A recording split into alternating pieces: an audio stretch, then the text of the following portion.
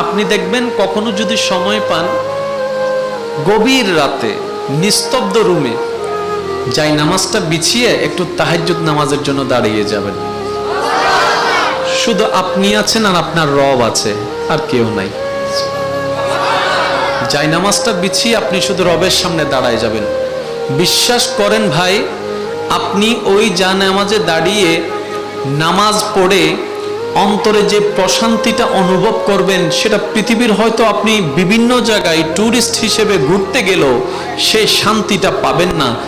যখন আপনি সে দাঁড়ানো থেকে রুকু হয়ে সিজদায় মাথাটা ঝুঁকাই দিবেন রবের দরবারের মধ্যে, সুবহান রাব্বিয়াল আলা যখন আপনার জবান থেকে উচ্চারিত হবে, আপনার অন্তর মায়া দিয়ে ভালোবাসা দিয়ে যখন রবের দরবারে জিকিরটুকু আসবে সুবহান রাব্বিয়াল আলা বলে বলে, আপনি জমিন থেকে বলতে আছেন, রব ওখান থেকে শুনতেই আছে, রব ওখান থেকে শুনতেই আছে।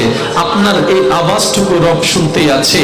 আপনার ডানের মানুষ ঘুম, বামের মানুষ ঘুম, পরিচিতরা ঘুম, আপনার অপরিচিতরা ঘুম, আপনার এলাকার মানুষ সবাই ঘুমিয়ে আছে। আপনি হয়তো একজন দাঁড়িয়ে আছেন রবের দরবারে রহমত পাওয়ার আশায়। রব হয়তো রহমতের মাধ্যমে জিজ্ঞেস করেও ফেলতে পারে যে কোনো একদিন, ও বান্দা, রাতের ঘুমটা হারাম করে তুই আমার এখানে দাঁড়িয়ে আছিস কি জন্য, আমার দরবারে দাঁড়িয়ে আছিস কি জন্য? ও বান্দা, তোর লাগবেটা কি একবার বল, আমি রব তোর সব দোয়া কবুল করে নিব।